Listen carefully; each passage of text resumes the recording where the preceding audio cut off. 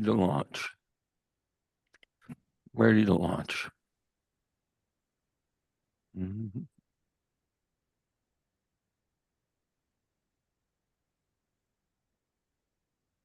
Okay, welcome everybody to the Jones Library Building Committee. When I call your name, if you would indicate your presence, Sharon, Here. Barb, Here. Christine, Here. Alex, Here. Jennifer, Here. George, Here. and Austin. I am here. We are joined by good colleagues from Colliers and by Bob, who's our indispensable partner in all of this. Okay, the first item of business is the approval of minutes of July 14th. Is there a motion to approve the minutes? So moved. I'll Thank you. second. Okay, corrections to the minutes. Farah? Alex was present. I think it was a holdover from last time. She's in both places. Yes. Yeah. Thank you. Any other corrections to the minutes? No. Okay, so Excuse me. on the question of approving the minutes, Sharon, Yes. Farah, Yes. Christine, Yes. Alex, Yes. Jennifer, Yes. George, Yes. and Austin votes yes. Next item, a construction update from our colleagues at Colliers. Trey? Thank you. Let me just share my screen. Can everyone see? Yeah. My screen. Okay, so construction update. So we have a beautiful picture here of the Jones, and we'll move right into it. So as Austin had mentioned a little bit, we have perimeter fencing installed around the whole job site. This includes Amity, where you can see here all the Jersey barriers, as well as job site trailers, OPM, and Fontaines. This picture here on the right, this is from the courtyard. Tree removal has been completed. And we are moving towards landscape demo along with hardscape. So that progress is ongoing. This picture is from AHS. You can see all the scrim around the fence along the easement side here. And then here on the right, you can see we have erosion control measures put in place, straw wattles, and silt fencing. Also behind this, we got the Drake. The site contractor, if you can see, it's very hard to see, but there's this black crushed stone. They have put that down and compacted it, allowing for the means of egress in the back here to get out to Amity Street, as well as for trash removal. Next, we have the rear of the building. So again, full site containment within the fence. You can see the silt fence and the erosion controls. AHJ and the fire department had requested a secondary means of egress. So that is this gate here. This is only personnel gate. So no materials or anything will be delivered through this gate. It is just a means for personnel to get in and out of the site. Second picture here on the right, kind of a different view from the first one, showing kind of landscape grubbing of shrubs, as well as, just general landscape cleanup. This area will all change, obviously, but they're in the progress of that as well. So that's kind of what's going on around the site. One other thing I will mention is temp power to the trailers. They did have an inspection today, and we should be energizing both of the office and OPM trailers. So that's one other good thing. And then one other also thing to mention is tree protection. You can see in the distance right here, the site contractor has got up all the tree protection around trees that need to be protected, as well as you can see the orange scrim fence around the first two historical dogwoods. All right, we will move into the interior of the building now. Trey, before you Yeah. go on the inside, let's just Yeah. ask if there are any questions about the outside. Perfect, Austin. Does anyone So- have any questions? Christine. I just had a question. I haven't been downtown because the DPW is doing all their work, so I've been avoiding it. But did that Norway spruce end up coming down? Yes, it did. Again, that's outbound of the project, and that is on private property. So, but yes, it did. And you said, so the tree work's done, so what's still there is staying, so people know. Correct. Right, thank you. Thanks. Alex. I just want to add to Christine's comment. So obviously everyone knows I live across the street from all of this. So I happened to be walking down the street when that Norwood spruce was coming down, and I snapped a pic, and which there was actually pretty extensive damage inside the tree. So that might be a pic. I don't know if we want to share just so people can see what the damage was, because it didn't look like it was bad outside, but it looked pretty bad inside. So just thought I'd share that with the group. That Right. Thanks, Alex. Any other question? Trey, I just have a question. Could you go back to the picture with the crushed stone? Yes, sir. That one. So I'm just having a little difficulty seeing how wide that is, if someone needed to get up and down it. Yeah, it's roughly 5 feet, Austin. Okay. Other questions about the outside? All right. And Trey, just to go back to the Jersey barriers, so these are not interfering with the traffic flow on Amity Street. Is that correct? That is correct, Austin. Yep. Okay, that's it for me. Other question, Christine? Just one other, I can't tell from the angle of the photo, is the bus stop still there, or did that get temporarily shifted down? Good question, and it did get temporarily shifted. No, it actually, Trey, it got shut down altogether. I'm sorry. That's Yeah, correct. we had conversations with Paul Burns, transportation manager at PVTA, and his preference was just to basically bag the sign and shut the station down, given how close the next station is down the hill. Okay. Thank you for the clarification, Bob.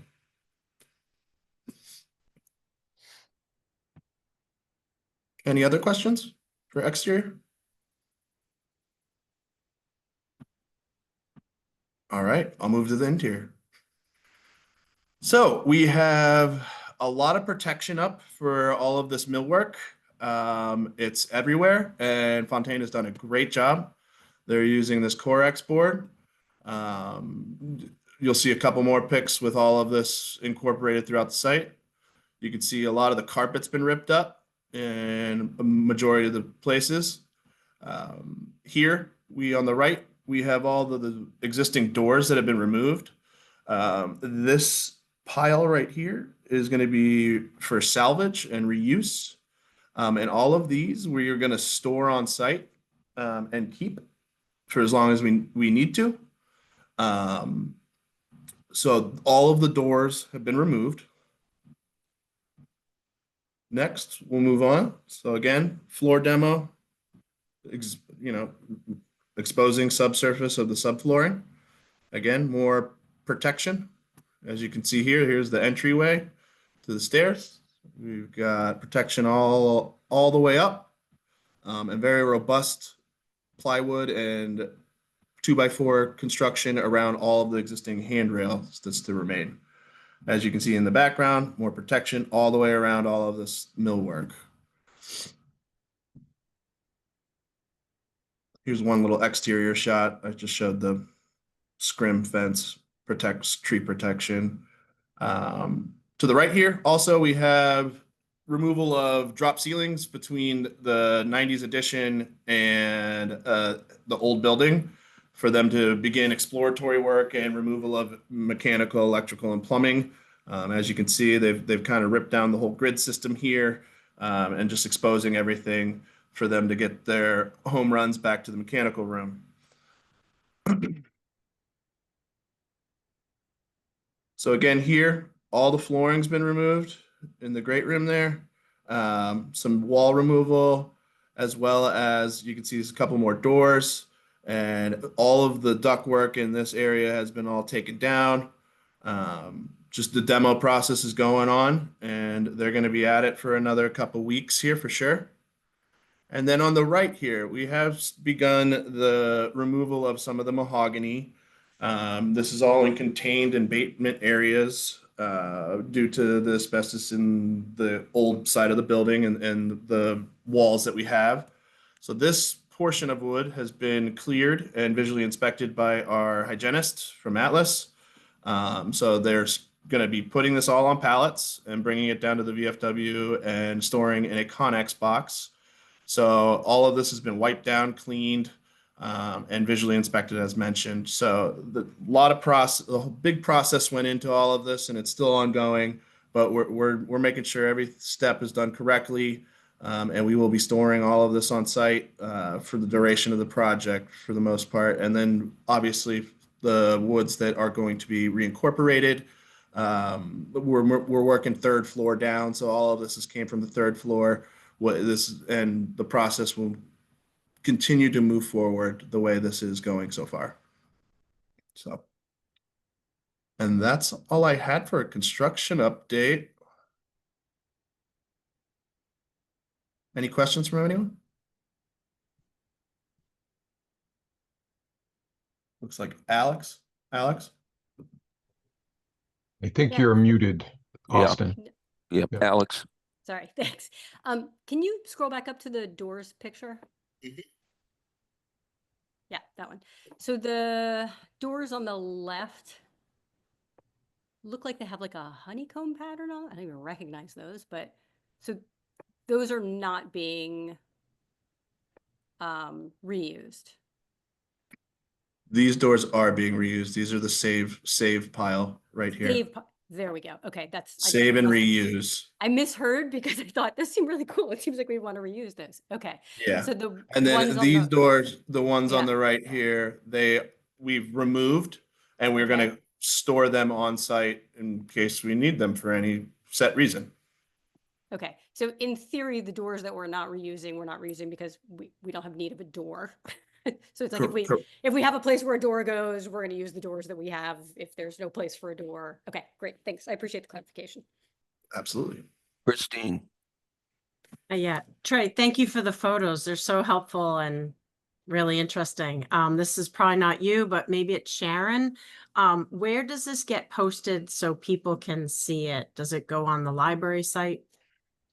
Once I get it, it'll go on the town's website.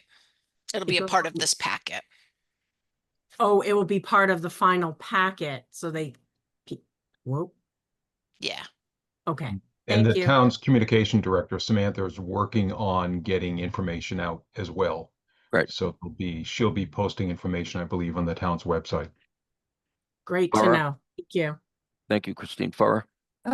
Just real quick, so is it possible to do all the work with the doors being stored on site? Or am I missing something? No, so we have a laydown area in the VFW that all these doors will be shipped off to. It's Okay. obviously down the street, but they'll have some offsite storage. Okay. Thank you. Of course. Could I ask a question, Trey? Could you go down to the photograph of the wood on the pallet? Mhm. So how is that identified in such a way that when it's time to replace it, we know what we're going to do with it? So the drawings do call us to be reused, and obviously the MOA has this areas in which they call out. These have been marked in the building currently. Okay. And we have not got to that section yet, but they're labeled, Right. mahogany, reuse, store on site. So that's all in place currently. Like I said, we're working from third floor down. Yeah. The third floor, none of this is to be repurposed within the project, but Right. with us having it here, obviously we have that option. Okay. And then could you go back to the stairs? Yeah. So just so I understand, they're going to have to rip up that carpeting going up those stairs. Is that correct? Yes, sir. And I've never ripped out carpeting, but I don't imagine it's an easy process to do. On the right-hand side, the plywood suggests to me that there's nothing that's going to penetrate. On the left-hand side, is that containment material sufficient so that somebody's whatever won't penetrate it? Yeah, the carpet, I'm not worried about the carpet removal at all here, Austin. I mean, if you look at the right side here, this was all Yep. carpet. They removed all of this. And they'll get to the treads. Nothing looks might be deceiving here that like it's going to be difficult for them to get it up. I don't foresee that. Okay. Other questions? Farah, is your hand up for a new question or is that a remainder? Okay, Sorry. no, not a problem. Other questions about the construction update? And Trey, this is a question which, we'll ask every time we see you. Is all of this, so to speak, on schedule? Currently, yes. Yep. Thank you. Okay, any other questions about the construction update? George? Yeah, hi, apologies. My internet went out. I didn't have a question as much as a comment. In the great room, where the large mural used to hang, I just wanted to pass along that there's 2 steel eye hooks screwed into the crown molding, and those were used to take down the large Grillo mural. And we're hoping that those can remain because that is what we will need to use to put the Grillo back up. So I just wanted to see if they could get passed along to Fontaine. Received, George. Definitely. Of Excellent, thank you. course. Okay, other questions about the construction update? All right, thank you so much. Not a problem. Thank you. Take down your screen share. Thank you so much. Okay, next is we're going to have a budget update. Trey, is that you? That'll It's gonna be be Bob. mostly myself, but Trey is going to display the budget for me. Okay, great. This meeting, I'll do much of the talking regarding the budget. In the future, I would expect that Trey is doing most of. So this is kind of my last piece of the OPM handoff at this point. What Trey has put in front of you is page 1 of a 3-page project budget using the standard Colliers project budget template. Some board members may have seen this in the past on Collier's past project budgets. What I've been presenting to the town to date is a condensed version of this. I got rid of a number of the columns and rows that didn't have anything in them, but I used all the same nomenclature, all the same descriptors, things like that. So the intent was to be able to create something that would be consistent with what the building committee had seen in the past. And now we're going back to the Collier's format. It's been an interesting process because I've been working closely with Tao, who is Collier's financial controls person, and a lot has happened over the last year. So there's been a lot of financial things that Collier's and Tao's been needed to be brought up to speed with, and it's been a back and forth of, where did this come from? Where does that come? Where's the backup for this? And I think it's been a good process because we now have multiple sets of eyes looking at the same information. And what you see in front of you, Tay, has been validated by both of us. A couple of minor tweaks from the past, but nothing significant. Trey, so I do want to get back to this first sheet in a moment and talk about what you see as planned but not contracted under item 1A and B, well, 1A. But if you don't mind, Trey, you could flip to line 2. Excuse me, page 2. Mm-hmm. Again, all the same items that you've seen previously, for the most part, all the same numbers that you've seen previously on page 2, and then moving on to page 3.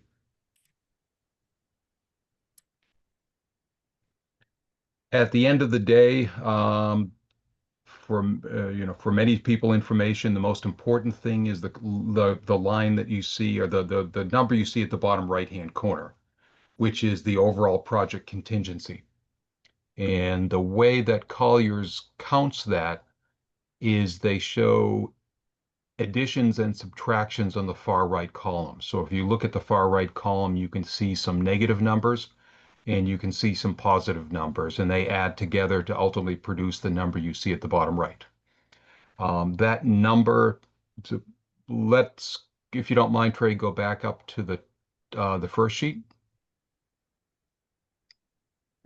The item that I want to talk about is, again, that line 1A, which is the planned but not contracted.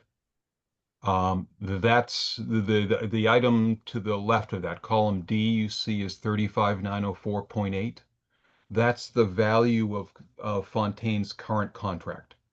That includes the various adjustments that we had to make post-bid due to filed subbidders, some of the filed subbidders dropping out, but that's what their total contract amount is at the moment. The number that you see in column E on 1A is the amount of a pending change order. And I want to spend a couple of moments talking about what that pending change order is. But in concept, column D shows their current contract value. Column E shows an intended adjustment to their contract value. And then column G shows the fact that that means that increase takes money away from the remaining balance in the project. And basically that decreases the contingency down to the dollar amount that we saw on the bottom right, all the way down in the third sheet. Any questions on sort of this budget setup before I start talking about the 595 number?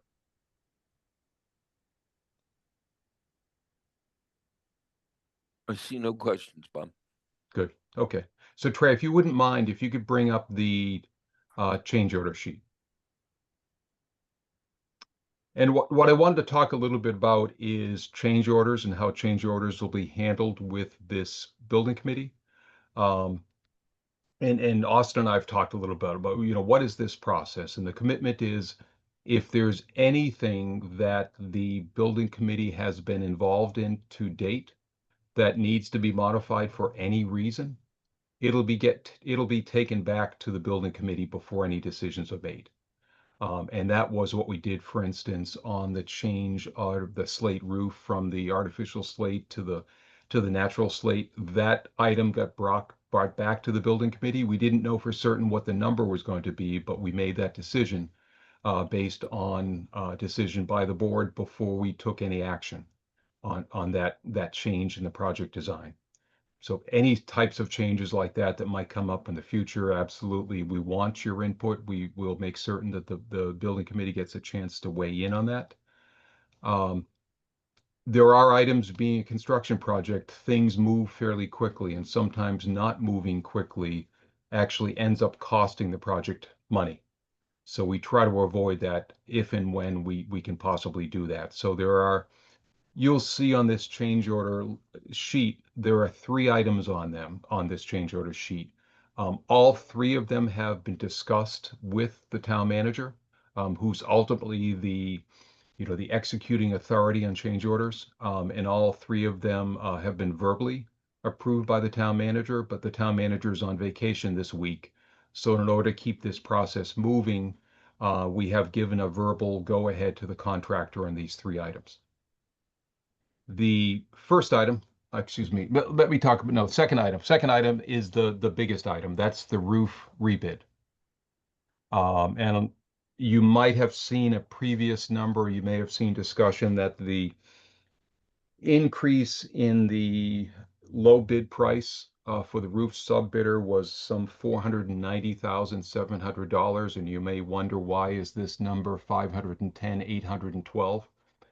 And that's because the general contractor, Fontaine, is allowed markup, overhead and profit markup, and insurance markups, not on that entire bid value, but only on the piece of the bid that included new work.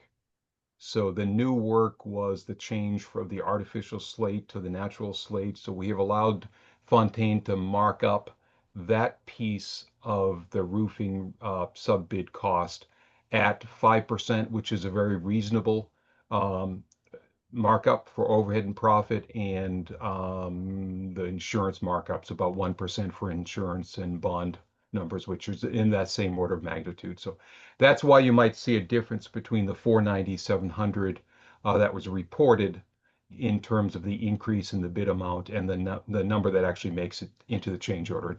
You know, part of this is why I'm talking so much is there's no secrets. You know we need to be able to explain everything all the way. So, you know, my intent and Trey's intent as we go forward is to explain everything to this committee.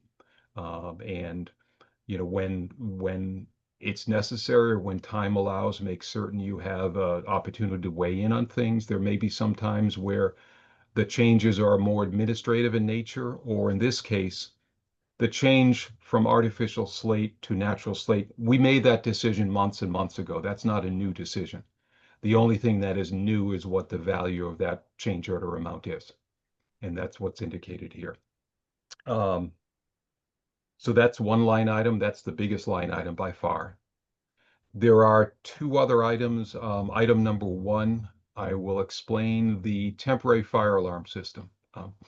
One thing that came to light as Fontaine began working with the fire department, they need fire department approval to disconnect the existing sprinkler system and to disconnect the existing fire alarm system in the building. And the fire department was concerned that we would be taking a building that currently has fire protection and have no fire protection during construction, which is a little different situation than building a new building. You know, the fire protection system doesn't get put in place typically until the end of the project. In this case, we have a working fire protection system, and they were uncomfortable having us completely discontinue it. So they've requested, and we have agreed to put in a temporary fire alarm system that was not anticipated and therefore wasn't priced into Fontaine's bid. And we have priced this out with a couple of options, and the option that we see here is the lowest cost of the options that we looked at. So it's an added cost, it's an unanticipated added cost, and therefore it's a valid change order request from Fontaine. The last item, we've talked about this quite a bit leading up to this. We knew that there'd be an added cost to remove the Philippine woodwork, the Philippine mahogany from the existing building. We did get a hard price from Fontaine for that removal. Their hard price is the $47,306 that you see here. As a point of information, I had come up with a very broad range of what I had thought that cost might be. It was in the range of $50,000 to $100,000 when we were looking at this issue and actually presenting it through the town's attorney as part of the bid protest process. So it was at the low end of the range that I was expecting, and it is actually a very small piece of the cost that FAA had requested. So we felt very comfortable with this number that Fontaine had put in front of us. And back to the whole timely decision piece of this, and I'll wrap this up now, is that the woodwork started getting removed last Friday. We needed to make a decision. We needed to move forward. And as a result of that, before the town manager went on vacation, I reached out to the town manager and had that discussion, and he was comfortable verbally authorizing that.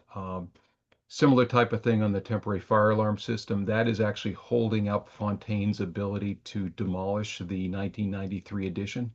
So they need to get that system put in place and operable before the demolition could occur. So we didn't want to let that process drag out any longer than it needed to. So I think that's a mouthful, but as I said, there's no secrets here. We're coming into you every month. In some cases, decisions may have already been made. In other cases, we'll be looking for your input on decisions that are yet to be made.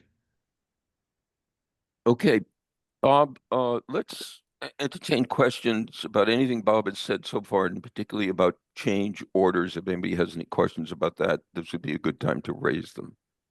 Alex. Thanks. Hi, Bob. I just had a quick question about the temporary fire alarm system. It was unanticipated. Is Amherst unusual in this type of request, or do we? Yeah, I can't say it is or isn't. It definitely falls within the discretion of the local fire department. They're the final say on items like this. The situation that we have that's somewhat unique is we're taking an existing fully protected building and we were proposing to unprotect it. And That, I mean, that- that I get, but like Yeah. that's not a surprise. We knew that. So I guess what I'm Right. trying to figure out is why Fontaine didn't anticipate that in their bid, is whether maybe not all, like you said, all fire departments sort of do things their own way. And so it's reasonable not to have anticipated this.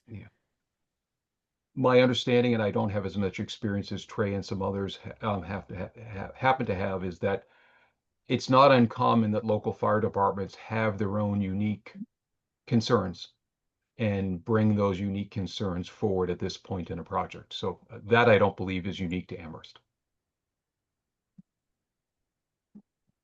Other questions, especially about the change orders? So Bob, I want to just ask you a couple of questions. One is you went a little fast for my hearing about the Fontaine's extra cost. Sure. You said 5%. Could you just go through that again? Correct. Certainly the bid that came in from the low bidder for the roof sub bid from JD Rivet and Company, their price was $1,684,700. They increased their price from the first bid round to the second bid round by $335,200. We believe that that's a fair way to evaluate what is the cost of the work that was not included in the original bid. Okay. The work that was included in the original bid, the markup on that is already priced into Fontaine's contract. But, for instance, say we had a $335,000 change order from a subcontractor, Fontaine appropriately would be allowed to mark up that cost. So what? No, again, just so I'll understand, markup means that Fontaine says we are owed some money because of this change order. Is that what you mean by markup? That's correct, to cover things like, the management, the supervision, the coordination of the activities that isn't a specific work item, but is built into their overhead cost on the project. And is this markup process a standard part of change orders that we're going to face in the future? Yes, it is. You will see, and by the contract, the general subcontractors, if it's subcontract work, if we come in and ask the plumber to do something that's not currently in their contract, Yeah. they have the right to value that work based on the labor and materials, Yeah. then add overhead and profit to that. The they being Fontaine. First, if it was subcontract work, they have the right. A subcontractor, if we ask them to do additional work, Yeah, got that. has the right to mark up their work, and then Yep. Fontaine has the right to add a markup on top of that. I see. So there's the process with the subcontractor, and then the GC gets, let's say, overhead costs. That's correct. That's correct. Yeah.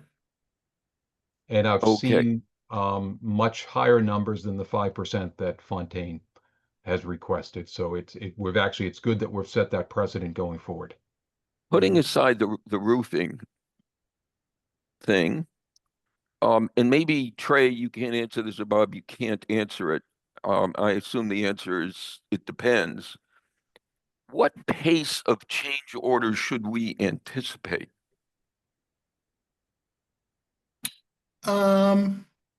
I'd say monthly. I mean, there might be one change order with one PCO, Austin. There might be one PCO with 4 or 5 different ones on it. It just really, it depends on what they run into. I think through demo and into coordination of MEPs, that's when you're going to see a little uptick because coordination with electrical, plumbing, HVAC, all of them fitting everything in and all of that. That's when you see a little bit of an uptick.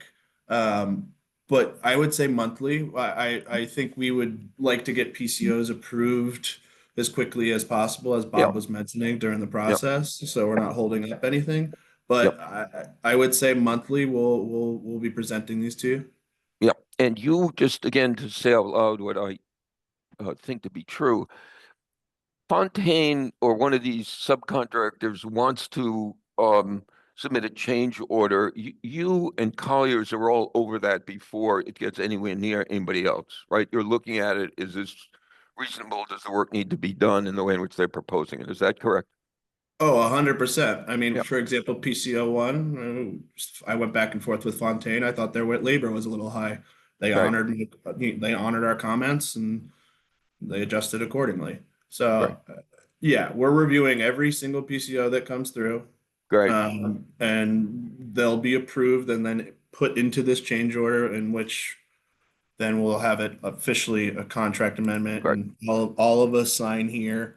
As Bob mentioned, the town manager just hasn't signed, but all of us have signed on accordance, and so that 595,804 brings their contract up to that amount, the 36,500,573. So, yes, and a long-winded version of your answer. Okay. We are reviewing every single one of these, and definitely trying to work the best for the owner.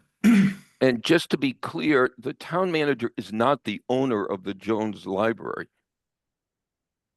Right? The town manager is right in charge of the process in some way. I mean, I don't have any objection to the town manager signing off, but I don't know.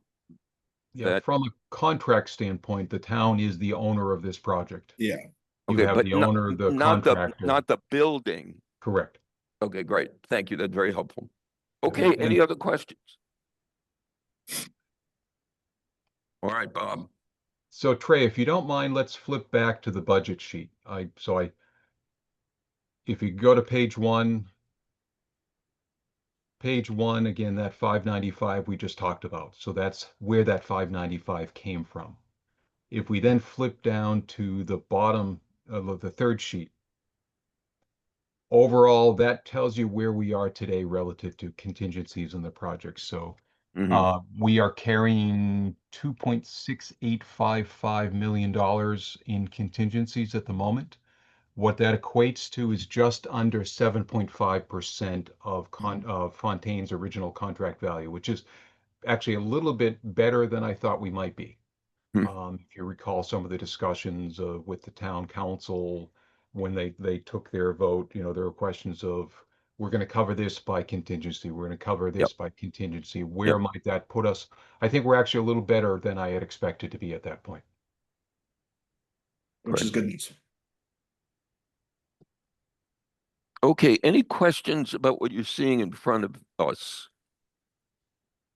In particular, questions about the contingency?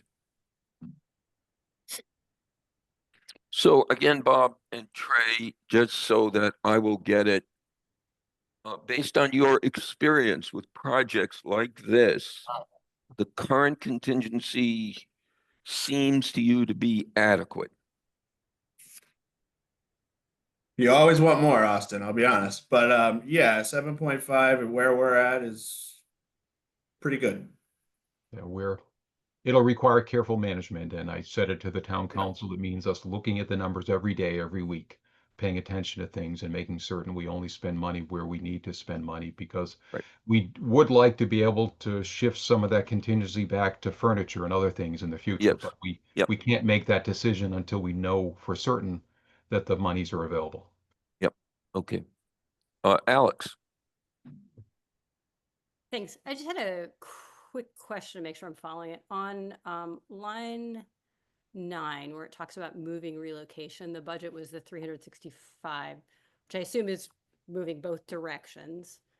And we've paid 145, we have 19.2 unpaid, and a contract of 164.6. So is there still money to be paid for moving to the new location? Did we wind up with less than we thought? I guess I just wanted to understand those numbers. Thanks. Certainly, and you've picked up correctly. The way this sheet works is contracted unpaid means we have a contract and there's a piece of it we haven't yet paid. That piece that isn't yet paid on the moving expense line is the storage that we have contract value to be billed on a monthly basis, although we haven't received a bill yet, to equate to $19,200 over the next 24 months. Mhm. Thank you.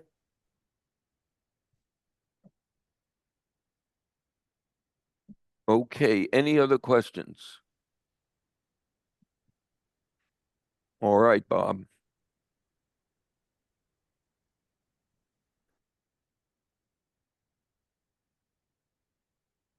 You want to take that down, Bob? I'm sharing my screen, Austin, Trey, and I will be. Once we get in the invoices, I'm going to pull up the invoices.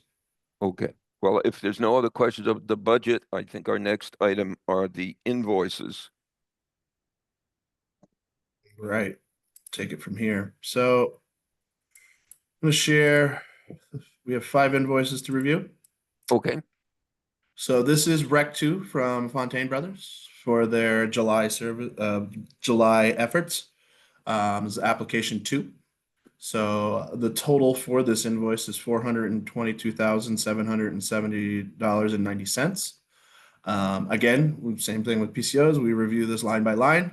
A lot of this major cost is for general conditions, i.e. mobilization, on-site, field office, the fencing, dumpsters, and as well as field supervision.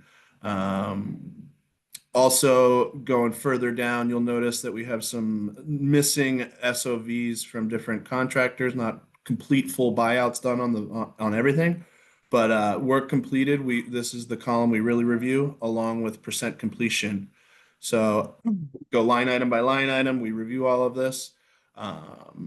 Where we're at currently on the project, we're at 2% complete. So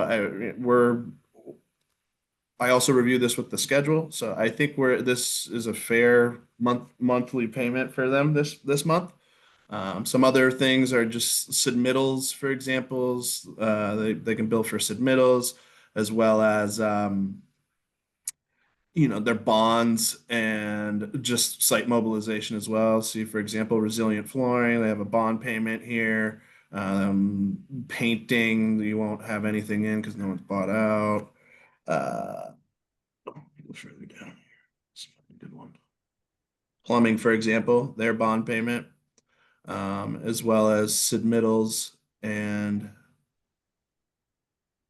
but yeah, so we review this line by line, and ultimately at the bottom of it all, you can see their full contract value, works completed from previous to this month, and then again that percentage at 2%. So any questions on this invoice?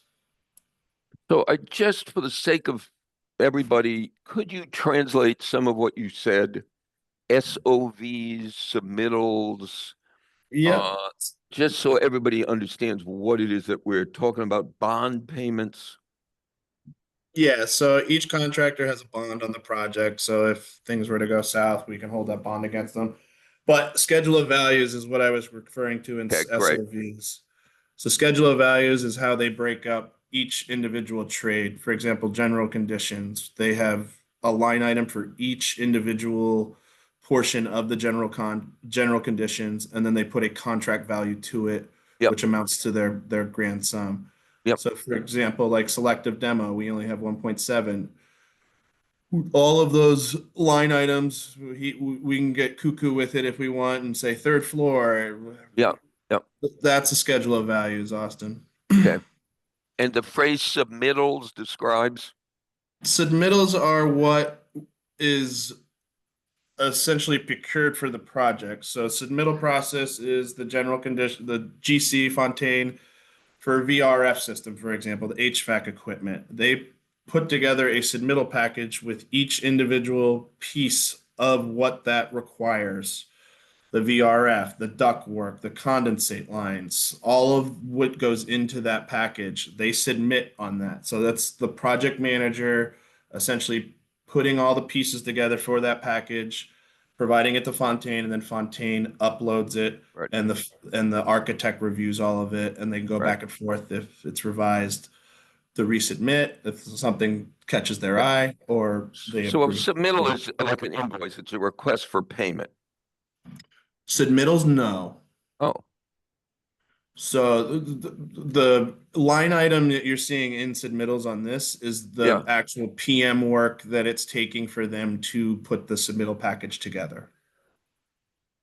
So the submittal is the architect will, or the architect's mechanical designer will say, I want a certain piece of Yep. a certain fan or a certain this or a Mhm. certain that or something that has a certain capacity.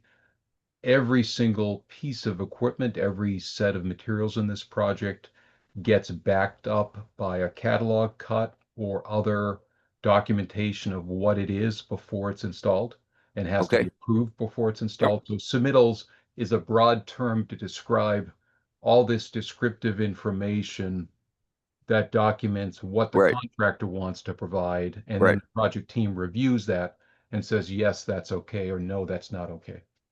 That's fabulous. All right, Alex.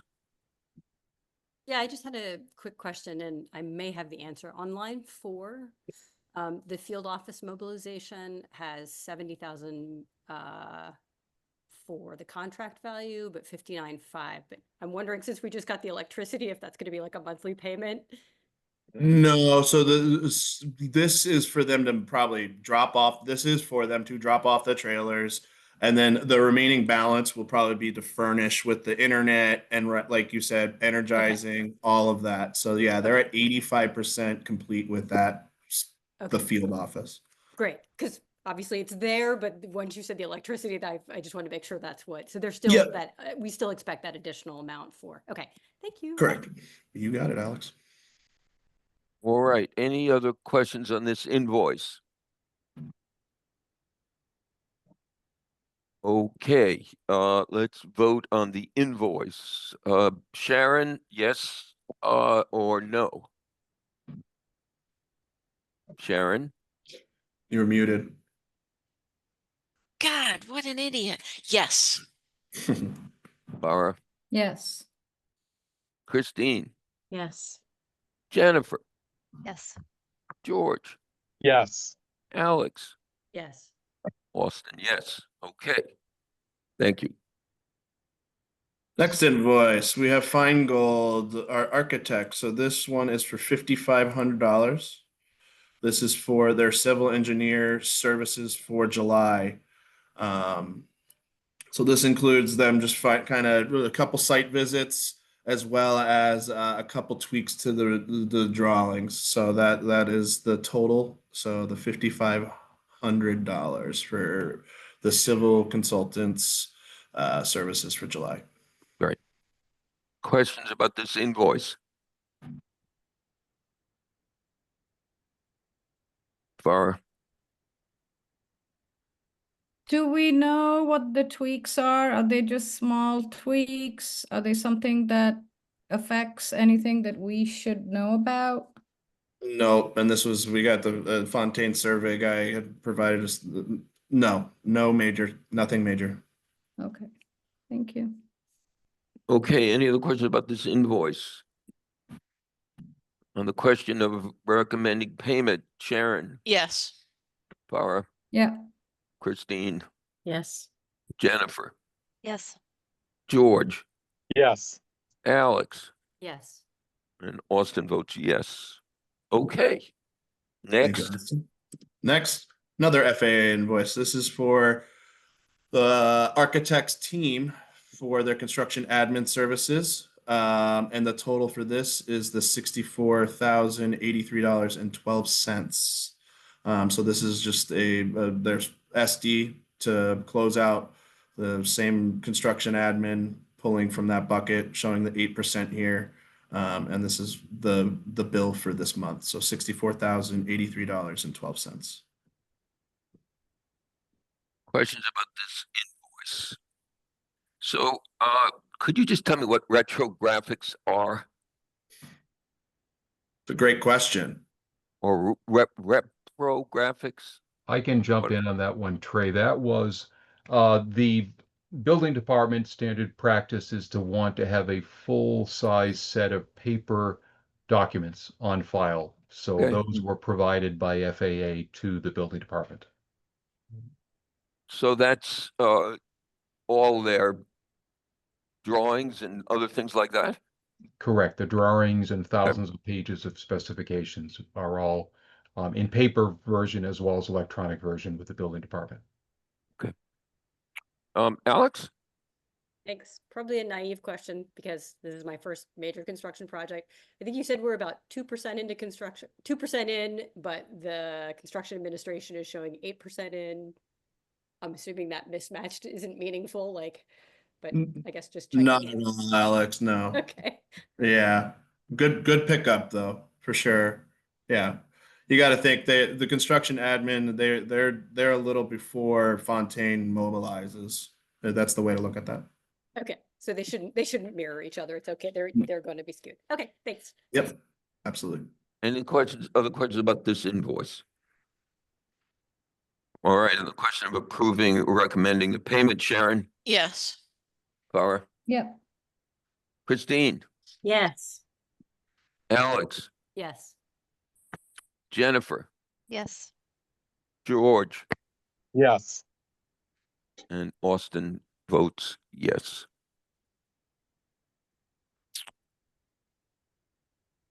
right. Okay, that's it for invoices? No, Well, we got two more to run through here real quick. okay, So we have Collier's invoice for their July services. Breakdown of our description of services provided here. We're pulling out of our ramp up amendment 2 on this one, as well as construction admin. So total for our services is the 11,497.43. Bob, anything you want to add to this? Because I don't approve these. Yeah, a couple of things, and I'm not certain if you're sharing the version that I'd stamped or not, but I review these, and obviously it would be a little strange to have Collier's approve Yep.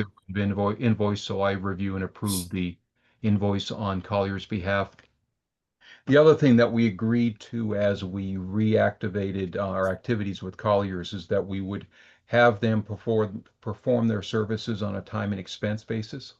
Recognizing that responsibilities and roles may have shifted a little bit. It might be an ability to save some money or at least put some money in the bank for future time with Colliers. And that's what we agreed to. And thus far, that's worked out well. We are actually underrunning what had been projected. So Colliers is not billing to their full estimated amount at this point. okay, any other questions about this invoice? Christine, Just a comment, I want to say that I liked how they listed the services on this. It was just helpful to see and know. thank you. Okay, other questions on the invoice? Jennifer? This says this is the June invoice. Was this one already paid and should we be looking at the July one? Oh, did I pull up the wrong one? Yeah, very I might good point, and that's why you don't see my stamp. So thank you, Jennifer. Yeah, I you pulled up apologize. last month's. I apologize about that. You just wanted to get paid twice for June. huh? Not the case.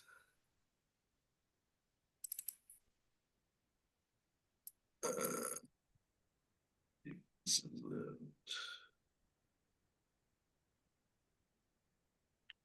I don't know if I'm gonna have your stamp on it still, but yeah, this is the total. I apologize about that, everyone. That is a little embarrassing on my behalf. I'm sorry about that. Go back to the top, Yep. please.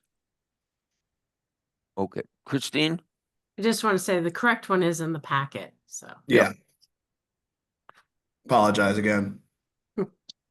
Okay, And this is the case where they're now, this last month was no longer in the ramp up phase. This month was the full activity phase, and Yep. that's where we are under billing at the moment.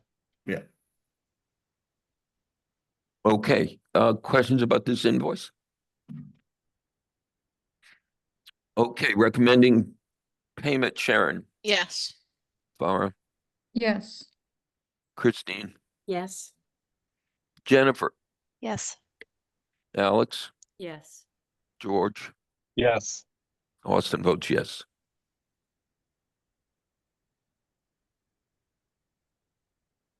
Okay. Last but final invoice to review, and we will see this monthly. This is from Slow Body Development, and this is our lease for the rent of the temp space. Yeah. And this is our monthly. So this is for September's rent of $21,078.42. We are paying in advance for rents. So, but this will be a monthly recurring invoice. Sharon, what's been the experience so far at 101? Oh, it's so great. The landlords are incredible. You know, there's not enough space, of course, but it certainly, you know, gives folks a glimpse into what 43 is going to be like when we move back in. Okay, questions about this invoice?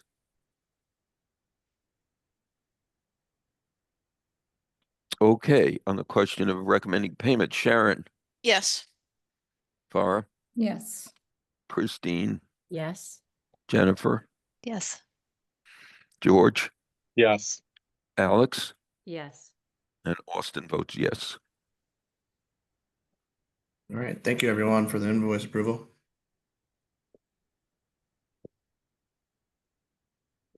It's great. Thank you. Thank you very much. Okay, the next is correspondence. I have no correspondence to report on. Topics not anticipated. I have nothing to report on. The next item is we have an opportunity for public comment. If any member of the public wishes to speak, if they would raise their virtual hand.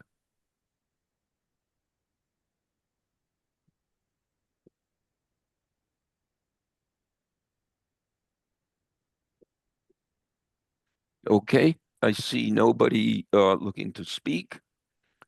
So thank you all. Again, thanks to Colliers, thanks to Bob. I will say that the level of coordination between the OPM and the architect and the general contractor and people in town is really quite extraordinary so far. And we look forward to that continuing. Stay well, everybody. Thank you.